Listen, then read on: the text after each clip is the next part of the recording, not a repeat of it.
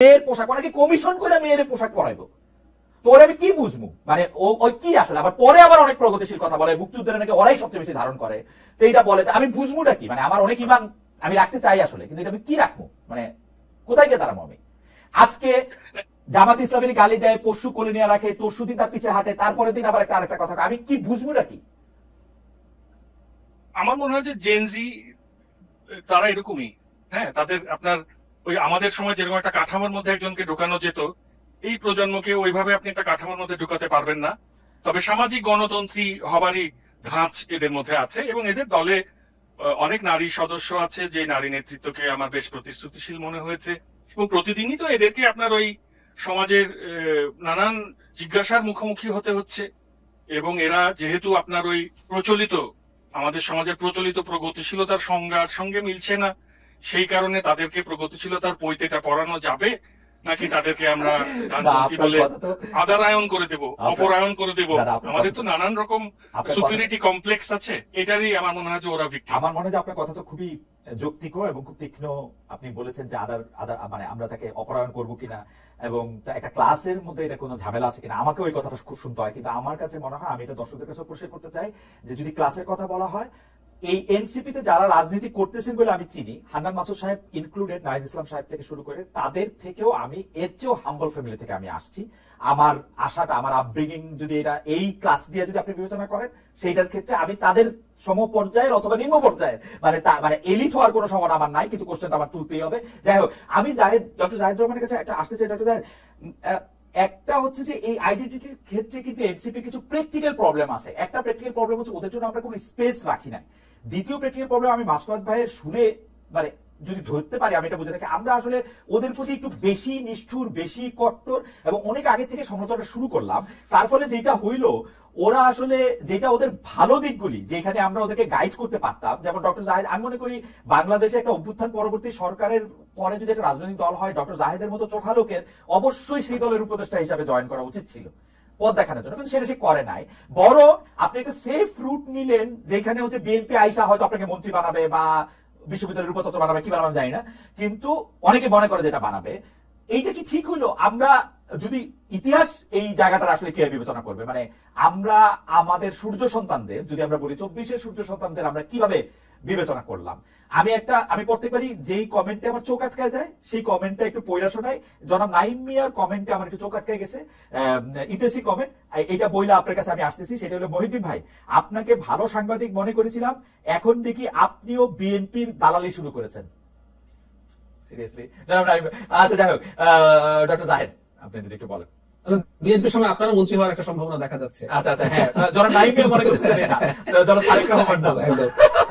আচ্ছা, আরেকটা ব্যাপার হলো, মানে মাসকারুদ ভাইয়ের মতো অনেক বেশি, আমার চেয়ে অনেক বেশি চোখা মানুষ এনসিপির সাথে কানেক্টেড আছেন, রেগুলারলি, খুবই ডিলিজেন্টলি অসাধারণ সব গাইডলাইন দিয়ে যাচ্ছেন। আমি এখন একটু আসি আপনার সাথে, আপনি যেটা বললেন যে এখানে না থাকা আমরা ঐতিহাসিক দায়িত্ব পালন করেছে কিনা, এই প্রশ্নগুলো আসলে আছে। মানে এখন ধরুন আমি এইভাবে যদি সরিয়ে রাখি, আমি তাদের সাথে, এই দলের সাথে উপদেষ্টা হিসেবে বা তাদের সাথে কাজ করার একটা জায়গা, কিন্তু আমি বাইরে থেকে যা করছি এটাও কি কাজ করা না? খেয়াল করুন সমস্যাটা কোন জায়গায় হয়। আমি আপনাকে বলে দিতে পারি, আমি আমার প্রাইভেট চ্যানেলে যখনই জামায়াতে ইসলামীকে নিয়ে কোনো সমালোচনা করবো, আপনি নিশ্চিত থাকুন মানে প্রচন্ড গালিগালাজ থাকবে। এবং আমার কমেন্ট বক্স কোনো বন্ধ করি না, ফিল্টারও করি না। আমি চাইলে ফিল্টার করতে পারি, আই ডোন্ট ডু দ্যাট, এটা একদম অবারিত আছে। আমি এনসিপি কে নিয়ে যখন কথা বলবো, তখন ওখানেও একই রকম অ্যাটিটিউড, অলমোস্ট মোরাস লেস।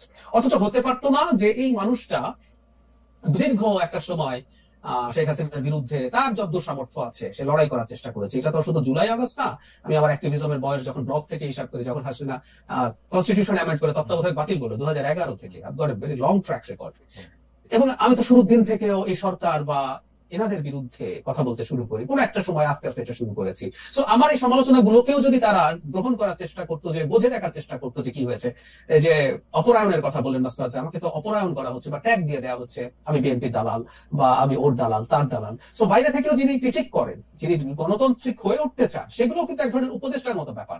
আমি বিশ্বাস করি আমার একটা ব্র্যান্ডিং আছে, নিজের মুখে যদি বলি, আমি মানুষকে হয়তো গালিগালাজ করি না, আমি যেটা নিয়ে কথা বলতে চাই সেটা নিয়ে সাবস্ট্যান্টিভ কিছু পাওয়ার পর বলি, এবং আমি আমার সেটার পক্ষে আমার বিবেচনায় ভ্যালিড যুক্তি দেওয়ার চেষ্টা করি। আমার এই ব্র্যান্ডিং আওয়ামী লীগের কাছেও ছিল। আমি আওয়ামী লীগের কাছে কোনোদিন অনেক অসংখ্য টকশো করেছে, আমাকে মুখের উপর কাউকে বলতে শুনি এই যে তুমি বিএনপি দালাল হয়ে গেছো, যখন আমি আওয়ামী লীগের বিরোধিতা করছি, কিন্তু আমি এখন এই কথাগুলো শুনতে পাচ্ছি। এখন এনসিপি সমালোচনাটা একটু বেশি হওয়ারই কথা ছিল খালেদ ভাই। আপনি একটা সেলফ ইম্পোজড এক্সপেকটেশন তৈরি করছেন, ওর উপরে এক্সপেকটেশন তো আমি তৈরি করি নাই। আমি একটা খুবই এক্সাম্পল দিই, এটা আমি এখানে একটা ডিটেইল ভিডিও করেছি যে এনসিপির মূল সমস্যাটা কোন জায়গায়। অরবিন্দ কেজরিওয়াল যে এবার নির্বাচনে হারলো, কেজরিওয়াল কি ভারতে স্ট্যান্ডার্ডে খুব খারাপ পারফর্ম করেছে?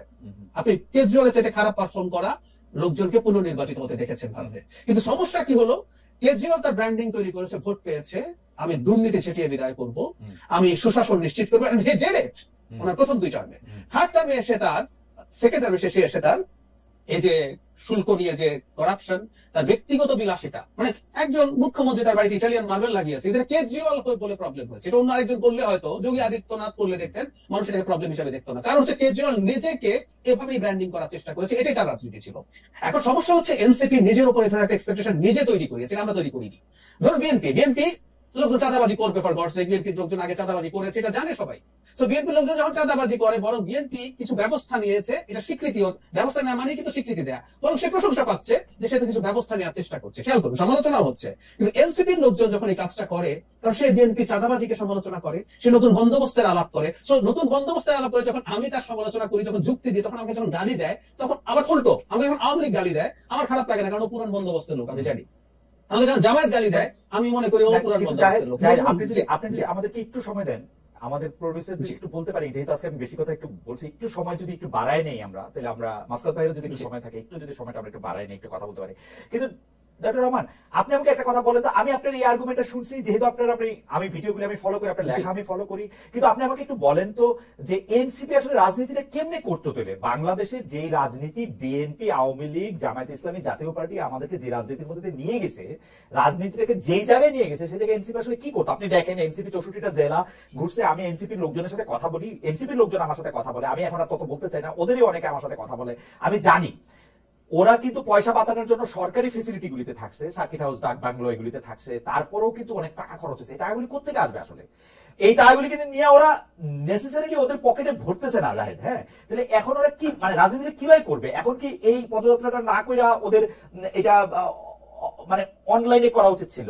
এইটা কি তারা আসলে কিভাবে করতে, মানে এই রাজনীতিটা তারা আসলে কিভাবে করবে? তারা যদি এখন ভোটও করতে চায়, সেটা কিভাবে করবে তারা? আপনি কি এই মডেলটা আমি ভেবেছি, আমি শতভাগ একমত আপনার সাথে। সেটা হচ্ছে যে করাপশনের আলাপ আসছে, পুরোটা দলের পেছনে যাচ্ছে তাও না, ব্যক্তিগত সম্পদ তৈরি হচ্ছে। আমরা দেখেছি কিছুদিন আগে যে গুলশানে চাঁদাবাজির জন্য ধরা পড়েছে, তার বাড়িতে একেবারে ভাঙাচোরা একটা বাড়ি ছিল, সেখানে নতুন পাকা বাড়ি উঠছে, আরো অনেক সমন্বয়কের বাড়িতে নানান কিছু উঠছে, ব্যক্তিগত খরচ হচ্ছে। আমি আপনার সাথে একমত, বাংলাদেশের রাজনীতির প্রেক্ষাপটটা যে জায়গায় এসে দাঁড়িয়েছে, এটা প্রচন্ড এক্সপেন্সিভ একটা বিষয় হয়ে দাঁড়িয়েছে, এবং যে দলটা ক্ষমতায় যাওয়ার জন্য কোনো একদিন ফাইট করতে চায়, তাকে এই ধরনের শোডাউন, আমরা একটা শব্দ ব্যবহার করি, করতে হবে। তাহলে যেটা হতো, আমাকে যদি কনসালটেন্ট করা হতো, আমি বলতাম আপনাদের সততা নিয়ে এত বেশি প্রাইড দেখাবেন না, আপনি অন্য দলকে তার কিছু অনিয়মের জন্য এত আঘাত করবেন না, এত আক্রমণ করবেন না। তাহলে যেটা হলো, আজকে যে পরিস্থিতিটা দাঁড়ালো, তাদের বলা উচিত ছিল যে আমরা অত্যন্ত করাপ্ট একটা সোসাইটিতে আছি, এটা তারা যদি বুঝে থাকেন এবং আমাদের রাজনীতিতে এগুলো যদি করতে হবে আমরা যদি মনে করে থাকি, তাহলে আমি ওটাকে আইডিওলজিক্যাল ইস্যু বানিয়ে ফেলবো। একটা ছোট উদাহরণ দিই, কিছুদিন আগে রাজশাহীর চাঁদাবাজদের একটা তালিকা আছে, ওর মধ্যে বিএনপির লোকই বেশি, একটা অংশের নাম নাই, জামাতের 6 জন পাওয়া গেছে। বিএনপি 40 জনের থেকে জামাতের 6 জন জামাতের জন্য বেশি ক্ষতিকর, কারণ জামাতের ব্র্যান্ডিং বলছে আমরা সৎ লোকের শাসন চাই। যে দলটার ব্র্যান্ডিং হচ্ছে সৎ লোকের শাসন চাই, তার জন্য 6 জন চাঁদাবাজও কিন্তু পলিটিক্যালি ক্ষতি করে, এটা পারসেপশনে ক্ষতি তৈরি করে। সো আমি তাদেরকে যেটা সাজেস্ট করতাম, তাদের উচিত হতো যে এই জিনিসগুলোকে তাদের রাজনীতির মূল স্লোগান না বানিয়ে ফেলা, রাদার আপনি মানুষের জন্য কি করতে চান, যেটা আপনি বারবার মাসকাত ভাইকে জিজ্ঞেস করছিলেন, যেটা আমিও মনে করি একটা দল হিসেবে তার কি করার আছে, কি করতে চায় জনগণের জন্য, ওই কর্মসূচিগুলো সামনে নিয়ে আসা। সে অন্য দলটাকে আক্রমণ করার জন্য যখন সততা, চাঁদাবাজির বিরোধিতা, নতুন বন্দোবস্তের আলাপ করে, এটাই তার উপরে ঝুঁকিটা তৈরি করেছে। বাংলাদেশ কিন্তু আরেকটা, বাংলাদেশ কি বিএনপি আমেরিকা পাল্টাপাল্টি ভোট দেয় নাই? দুটোই মোটা দাগে সেন্ট্রিস্ট দল, জানে দুইটা দলই ক্ষমতায় গেলে তারা অনেকে চাঁদাবাজি করবে, একটা লিমিটের মধ্যে করবে। কিন্তু ডক্টর রহমান, আপনি কি মনে করেন না ও যদি সততা নিয়েও কথা না বলতে পারে, ও আসলে কথা কি নিয়ে বলবে? মানে আমার কাছে কেন অসহায় লাগে, আমি ধরেন একটা নতুন রাজনৈতিক দলের জায়গা থেকে আমি এটা দেখি, বিএনপি কে এখন ফিনান্স করতে রেডি, ধাক্কাধাক্কি করে জনাব তারেক রহমান পর্যন্ত পৌঁছাতে পারতেছে না টাকার বস্তা নিয়ে, কারণ তার জায়গা নাই। এরকম কয়েকশো কোটিপতি আছে, কিন্তু ওরা এনসিপির পেছনে এখন আছেন, এনসিপির ওরা একজনের ফোন করে যদি 2 লাখ টাকা চাইতেছে, যে ভাই আমাদেরকে 2 লাখ টাকা দেন, আমরা ওই জায়গা থেকে হাইটা ওই জায়গায় যাবো, ওইটাও কিন্তু আমরা কোশ্চেন করতেছি। আপনি পলিটিক্যাল পার্টি হিসেবে ওরা করবে নাকি? আপনি বলতেছেন যে না, সততা নিয়ে প্রশ্ন করার যাবে না বা সততা নিয়ে আপনি প্রশ্ন করলেন না, কিন্তু আসলে রাজনীতি বললে কি হবে? ওরা যদি একটা রাজনৈতিক দল করতে চায়। না না না খালেদ ভাই, আমি একটু খেয়াল করি। প্রথম কথা হচ্ছে এনসিপি কে প্রথম থেকেই ব্যবসায়ীরা দুর্দান্ত সাহায্য করেছে, ওদের কতগুলো প্রবলেম হয়েছে। আর এনসিপি কে বিএনপি কে সাহায্য করতে চাই, বিএনপি নির্বাচনে জিতে ক্ষমতায় যাবে। এনসিপি কে কারো সাহায্য করেছে এইভাবে? এর আমরা তো থাকি, আমরা খোঁজ খবর রাখি, আপনারাও রাখেন। এখনো এই তাদের অফিসে রাতের বহু লোকজন যায়, এসব আলাপ টালাপ আছে, উইটনেস আছে। তার মানে তারা কি ধরে নিয়েছে তারা সরকারি দল, সেই জন্য তাকে সাহায্য করছে? আমি কিন্তু খালেদ ভাই আবারও বলছি, দল হিসাবে আমার তাদের প্রতি সাজেশন হতো যে তোমাদের তো ক্যাম্পেইন করতে হবে, তোমরা এখন আসলে কি করবে? তোমরা ওদেরকে তুমি করে বলি, তাই আমি তোমরা শব্দটা বলছি, ওদের যাদের সাথে দেখা হয় তাদের উচিত ছিল তাদের কর্মসূচি দিয়ে রাজনীতিটা কানেক্ট করা। তারা এই যে সততাকে ট্রান্সপারেন্সিকে অন্য দলের ফিনান্সিয়াল অনিয়মকে যখন প্রধান করে তোলে, এটাই যখন তার ব্র্যান্ডিং তৈরি করে, তখন ওর তুলনায় অনেক কম হলেও তাকে সাফার করতে হবে। কেজরিওয়াল তুলনামূলকভাবে অনেক কম দুর্নীতি করেছে, কিন্তু সে নির্বাচিত হয় নাই। This is how perception works. Doctor Zahid রহমানের এই থিসিসের সাথে যারা মাসকাত হাসান একমত হন কিনা সেটা আমরা একটু দেখি। কিন্তু মাসকাত ভাই, আমি একটু আপনাকে অনুরোধ করবো যে একটু বিতার্কিক মাসকাত ভাইকে একটু ফিরিয়ে নিয়ে আসা, একটু দ্রুত বলতে, কারণ আমরা যত সময় নেই অনেক সময় করা যাবে না। আপনি এই সততার এই মডেলটা জাহিদ যেটা সাজেস্ট করলেন যে তারা এত কথা না বললে হয়তো এটা এরকম হইতো, এটা করতে হবে, বা বাস্তবতা আপনি আসলে কি দেখেন? আমি একটু, আপনি চাইলে আমি একটু কোটেশনও করে শুনে, আজই বিএনপির মহাসচিব মির্জা ফখরুল আলমকে কিন্তু বলছেন যে কোর্ট আমাদের বাংলাদেশে এখন একটা প্রবণতা দেখা যাচ্ছে যে লিবারেল ডেমোক্রেসিকে এখন একটু নিচে নেমে যেতে হচ্ছে। আমি আপনার কাছে শুনতে চাই, আসলে রাজনীতিটা করলে কি কি করতে পারতো এনসিপি? আমরা এনসিপির এত সমালোচনা করলাম, জায়েদ বললেন যে সততার জায়গা থেকে, আপনি যদি একটু আমাদের বলেন। আমরা আলোচনাটা এরকম মনে হচ্ছে যে ওই যে বাচ্চা পরীক্ষায় ফেল করেই গেছে, এখন আমরা অভিভাবকরা বসে আলাপ করছি, তা তো না। মানে বাচ্চা তো এখনো পরীক্ষা দেয়নি। তো আমি যেটা বলতে চাচ্ছি যে ডক্টর জাহিদের এই কথাটা খুব গুরুত্বপূর্ণ, যে আপনার ব্র্যান্ডিং কি। মানে বিএনপি কে তো দেখেছে দেশের মানুষ, তারা জানে, এবং বিএনপির শীর্ষ নেতারা অত্যন্ত সক্রিয় থাকার পরেও, অনেকে বহিষ্কার করার পরেও দেখা যাচ্ছে যে ওই আওয়ামী লীগের চাঁদাবাজরা চলে যাওয়ার পর তাদের সাম্রাজ্যটা মোটামুটি ভাবে তারা দখল করেছে। আবার জামাতকেও দেখা যাচ্ছে সেখানে, তার জামাত ক্যাশিয়ার হিসেবে সবসময় হয়তো থেকে যায় সবার সঙ্গে। তো এখানে এনসিপির ছেলেদের আসলে সততাকে এবং এই যে স্বচ্ছতা, জবাবদিহিতা, এগুলোকে গুরুত্ব দিতে হবে। কেন? যেহেতু তারা নতুন প্রজন্মের রাজনীতি, এই যে তারা নতুন বন্দোবস্তের কথা বলছে, এই নতুন বন্দোবস্তটাই হচ্ছে স্বচ্ছতা। এই নতুন বন্দোবস্তটাই হচ্ছে যে তাদের দলের কেউ ওই একই কাজ করছে।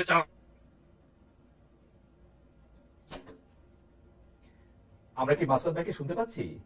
আমি কিন্তু মাসকাত ভাইকে শুনতে একটু করছে। এখন ঠিক আছে, এখন ঠিক আছে, এখন ঠিক আছে।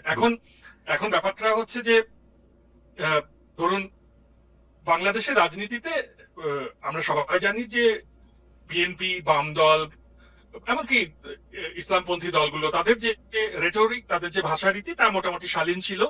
কিন্তু আওয়ামী লীগের সময় দুঃখজনক হলেও সত্য যে শেখ হাসিনা নিজেই অশালীন রেটরিক গুলোকে উনি ট্রেনিং দিতেন, ওই সেই প্রশ্ন নয় প্রশংসা করতে এসেছি নামের সংবাদ সম্মেলনে। এবং আমরা সিপি গ্যাং নামের একটি দলকে দেখেছিলাম যে যারা অনলাইনে গালাগালের প্রচলন করে। তো এই ছেলে মেয়েরা যেহেতু ওই যে ট্যাগিং দেখে বড় হয়েছে এবং গালাগাল দেখে বড় হয়েছে, হ্যাঁ ট্যাগিং না, ওরা ট্যাগিং নিয়ে বড় হয়েছে এবং ট্যাগিংকারীদেরকে পতনের পরে ওরা ভেবেছে এখন এতদিন তো ওরা আমাদেরকে ট্যাগিং করেছে, এখন আমরা ওদেরকে ট্যাগিং করি। তো এখন আসলে এইভাবে তো চলবে না। আমি শুধু ওই জায়গাটা আপনি একটু দৃষ্টি আকর্ষণ করতে চাই যে হ্যাঁ, সততার কথা বলতে হবে, নতুন বন্দোবস্তের কথা বলতে হবে, কিন্তু নতুন বন্দোবস্তের সঙ্গে সঙ্গে নতুন কাপড়, নতুন স্বাস্থ্য আর নতুন বাড়ি যখন এত সামনে চলে আসে, তখন এই প্রশ্ন আপনি বলতেছেন যে তারা এখনো পরীক্ষাই দেয় নাই। পরীক্ষা আমরা প্রতিদিন দেই মাসকাত ভাই, পরীক্ষা শুধু ভোটের পরীক্ষা আমরা প্রতিটা দিন কিন্তু আমরা পরীক্ষা দেই। আমি পরীক্ষা দেই, যেহেতু আমি টেলিভিশনের সামনে আসি, ছোট অ্যাঙ্গেলে ছোট পরীক্ষা, ছোট মার্ক, পাস করলে অত বড় কিছু নাই। ওরা বড় গ্লোরির জন্য প্রতিটা হিরো প্রতিটা সময় পরীক্ষা দেয়। মাঝখানে আমি ওদের প্রতিটা দিন পরীক্ষা দিতে দেখি, প্রতিটা দিন ফেল করতে দেখি, দুই একদিন অল্প দিন পাস করছে। এখন ব্যাপারটা হচ্ছে যে ধরেন ওদের তো সবচেয়ে বড় শত্রু হচ্ছে পতিত আওয়ামী লীগ এবং এর কালচারাল উইং। তারা তাদেরকে খুঁচিয়ে খুঁচিয়ে ধরেন তিক্ত করে তোলে। এই তিক্ততার রিয়াকশনটা গিয়ে পড়ছে হচ্ছে বিএনপি এবং অন্যান্য যারা সত্যিকার শুভাকাঙ্ক্ষী এবং সমাজের নাগরিক সমাজ, যারা আসলেই একটি সভ্য সমাজ বিনির্মাণে এই ছেলে মেয়েগুলোকে দেখতে চান, তাদের উপরে। পরিবেশটা কিন্তু খুব সহজ না, এটা অনেক জটিল। এবং বাংলাদেশকে কল্যাণ রাষ্ট্র বানাতে না পারলে যে আসলে এই সমস্ত রাজনীতির কোনো মূল্য নাই, এবং এটা কল্যাণ রাষ্ট্র না হলে সেটা রাষ্ট্রই হয়ে ওঠে না। এই ব্যাপারটা এই তরুণদেরকে বুঝতে হবে এবং সত্যিকার অর্থেই এই যে সমালোচনাগুলো এগুলোকে অমূলক মনে না করে বরং এই যে যেটা ডক্টর জাহিদ একটু আগে বলছিলেন উনি তো উপকারী করছেন এই সমালোচনাটা করে, না মাসুদ ভাই, যে সমালোচনা করে সে উপকারও করে। মাসুদ ভাই, আপনি দেখেন চিফ জুডিশিয়াল ম্যাজিস্ট্রেটকে ফোন করে তুলে নিয়ে আসছে, কারণ চিফ জুডিশিয়াল ম্যাজিস্ট্রেটের ওইখানে 2টা লোকের চাকরি হয় নাই। সিরিয়াসলি আমি একটা ফটো বাড়ায় বলতেছি না, একটা ফটো আমি যেহেতু আর নাম করতেছি না, আপনি বুঝতে পারতেছেন যে আমি ওদেরকে গার্ডও করতে চাইতেছি, সত্যি তুলে নিয়ে আসছে। এখন ঘটনা হইতেছে যে আসিফ নজরুল, প্রফেসর আসিফ নজরুল সারা জীবনের একটা ভীতু লোক, উনাকে এনসিপি একটা বকা দিলে এই লাইনে থেকে ওই লাইনে যায়, নিজের কথা শুনে নিজে আরো 3বার এটা ঠিক করে। উনারে আমি যখন এই কথা জিজ্ঞেস করলাম যে এটা করা হয়েছে, উনি বলে যে এটা কার মন্ত্রণালয়, আমি বলছি ভাই এটা আপনার এনে। কারণ কি উনি মানে আমি কি বলবো, আপনি যতটা এরকম সরল আপনি চোখের সামনে দেখতে পাচ্ছেন অত সরল না ঘটনাগুলি আসলে। মানে এখন এটা যদি আমাদের কথা তো শোনা দরকার নাই, নিজেদের কথাই নিজেদের শোনা দরকার।